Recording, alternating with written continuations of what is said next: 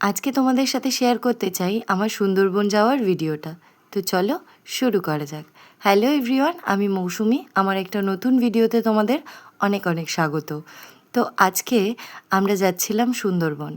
সকালবেলা কোনো রকমই বাড়ি থেকে ঘুম থেকে উঠেই রেডি হয়ে তাড়াতাড়ি করে অফিসের সামনে চলে এসে অফিসের সামনে থেকেই বাস ধরলাম সুন্দরবনের উদ্দেশ্যে। এবার সুন্দরবনে যাওয়ার সময় যে ব্রেকফাস্টগুলো দিয়েছিল সেগুলো তো তোমাদের ভিডিওতে দেখালামই। আর তারপর যখন আমরা 12টা থেকে 1টার মধ্যে এসে পৌঁছালাম ঝড়ে জলে জঙ্গলে, রিসর্টটা এত সুন্দর। এসেই প্রথম কাজ ছিল নিজের রুমটাকে খুঁজে নেওয়া। আর রুম খুঁজে নেওয়ার পর যখন আশপাশের এই ভিউগুলো দেখতে পাচ্ছিলাম, সত্যিই অসাধারণ লাগছিল। ওই যে দূরে একদম সুইমিং পুল আছে। তো চারপাশটা ভীষণ সুন্দর।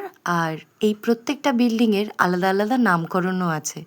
আর আলাদা আলাদা বিল্ডিংয়ে আমাদের প্রায় সবাই কেউ না কেউ কোনো না কোনো বিল্ডিংয়ে রয়েছে।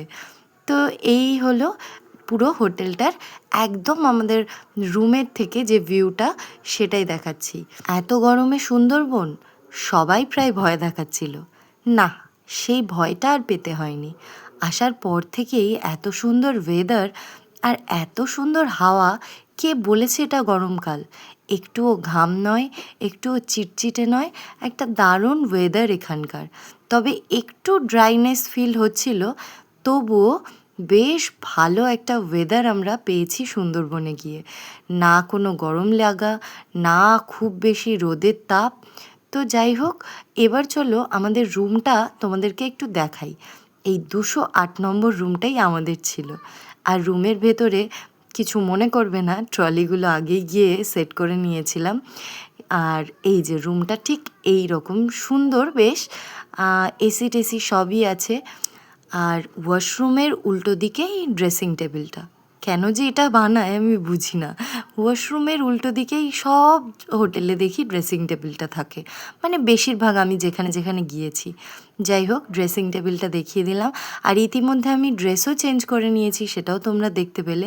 আসলে এখানে এসে আমি একটু টাইম নষ্ট করতে চাই না, সব কিছু টাইমে করতে চাই। আর সব কিছু যেই যেই জামা কাপড়গুলো নিয়ে এসেছি বয়ে, সেগুলো পরে ফেলতে চাই।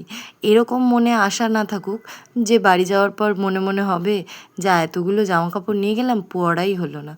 ওই জন্য এসেই আগে ফ্রেশ হয়ে স্নান করে ড্রেসটা চেঞ্জ করে নিয়েই তোমাদেরকে আশপাশের ভিউটা আর হোটেলের রুমটা কীরকম ছিল সেটা দেখালাম। জানিও কিন্তু কমেন্ট করে যে কেমন লাগলো। ভিউটা কিন্তু আমাদের হোটেল থেকে বেশ সুন্দর।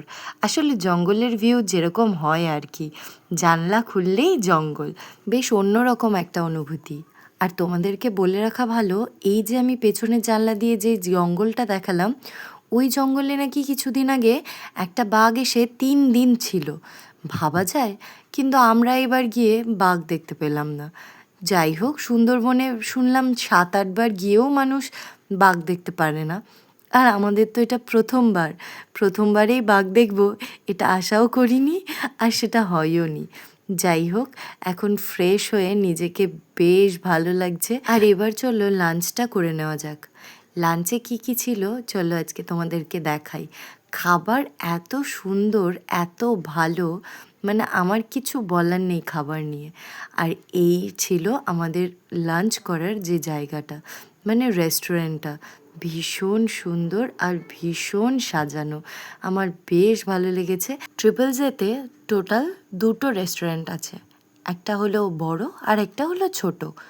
বড় রেস্টুরেন্টটাতে মোটামুটি অনেকজন বসে খেতে পারবে। তোমাদেরকে এরিয়াটা দেখালাম, যেহেতু আমাদের প্রায় 40 জনের ওপরে ছিলাম আমরা, তো সেই জন্য আমাদেরকে বড় রেস্টুরেন্টটাই প্রোভাইড করেছিল ওরা।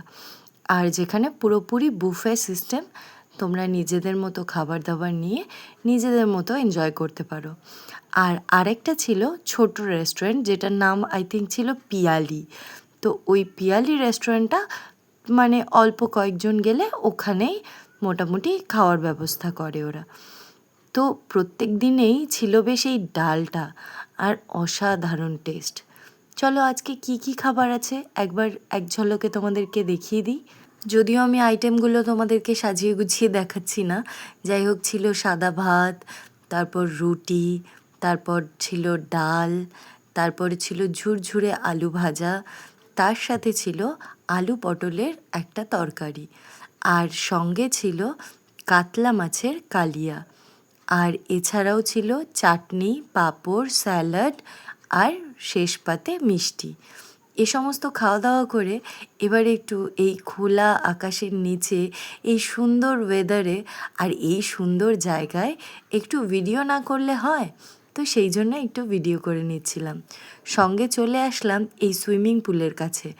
দেখো কতটা সুন্দর লাগছে, আর সুইমিং পুলে নামার তো খুব ইচ্ছে আছে, তবে আজকে হলো না, নেক্সট দিন চেষ্টা করব একবার সুইমিং পুলে নামার জন্য।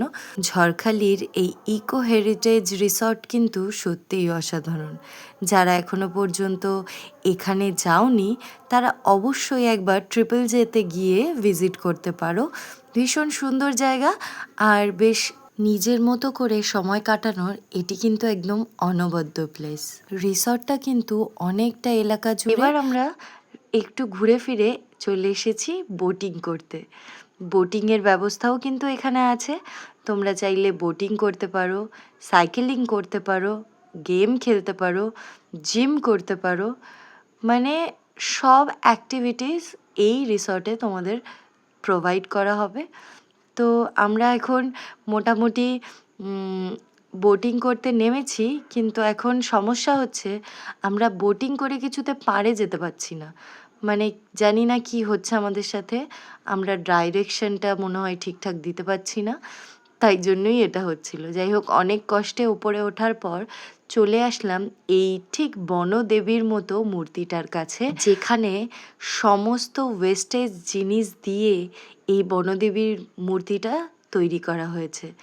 একবার দেখো কতটা সুন্দর, কতটা নিখুঁত হাতের কাজ।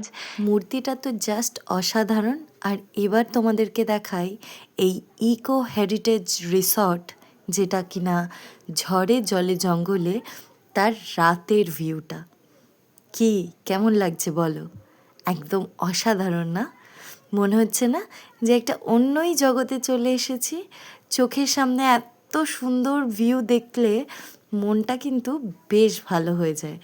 মানে ঘর থেকে বেরোনোর পরেই এত সুন্দর লাইটিং করে এত সুন্দর রিসর্টটা, বেশ মনটা ভালো হয়ে গিয়েছিল। আর একটু শুয়েছিলাম, রেস্ট নিলাম, নেওয়ার পরে এবার যাব সন্ধ্যের স্ন্যাক্সের জন্য।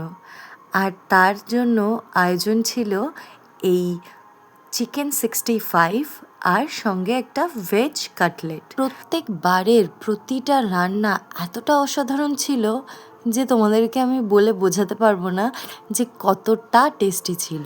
আর যে যার মতো এখন ইভিনিং স্ন্যাক্স এনজয় করছে, আর সঙ্গে ওই চিটচ্যাট যা হয় আর কি, সবাই মিলে এক জায়গায় হয়ে গল্প গুজব আড্ডা এই আর ভালো সময় কাটানো, এটাই চলছিল।